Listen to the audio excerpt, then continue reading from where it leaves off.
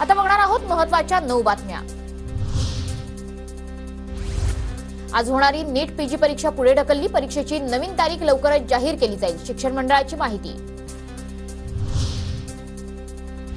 नीट परीक्षेतील कथित गैरव्यवहाराची सीबीआयद्वारे चौकशी होणार, परीक्षा प्रक्रियेतील पारदर्शकता तपासण्यासाठी प्रकरण सीबीआयकडे सोपवण्याचा केंद्रीय शिक्षण मंत्रालयाचा निर्णय।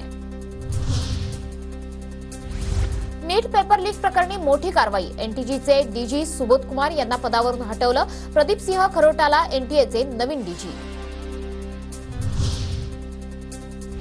लातूरमध्ये नीट परीक्षेतील गैरव्यवहार प्रकरणात 2 शिक्षक संशयित एटीएसच्या ताब्यात, दोन्ही संशयित जिल्हा परिषद शाळेचे शिक्षक। मुख्यमंत्री शिंदे घेणार पंढरपूरच्या वारीच्या कामाचा आढावा, ज्ञानेश्वर माऊली आणि तुकोरबायांच्या पालखी संदर्भात चर्चा होणार, पुढील आठवड्यात पुण्यात आढावा बैठक होणार।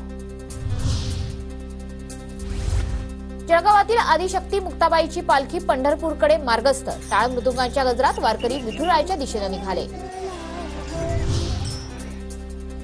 छत्रपती संभाजीनगर जिल्ह्यातील वेलगंगा नदीला पूर, काल झालेल्या मुसळधार पावसानं वेलगंगा नदीला पूर, पहिल्याच पावसात नदी दुथडी भरून वाहू लागली। कोकण रेल्वे भारतीय रेल्वेत विलीन करा, कोकण विकास समितीची मागणी, विलीनीकरणामुळे संपूर्ण मार्गाचं दुहेरीकरण सारखे प्रकल्प होण्याची अपेक्षा। जीएसटी परिषदेकडून दुधाच्या कॅनवर 12% जीएसटी लावण्याची शिफारस, इलेक्ट्रिक वाहनं आणि शैक्षणिक वसतिगृहांच्या शुल्कावर सूट दिली जाणार, केंद्रीय अर्थमंत्री निर्मला सीतारामन यांची माहिती।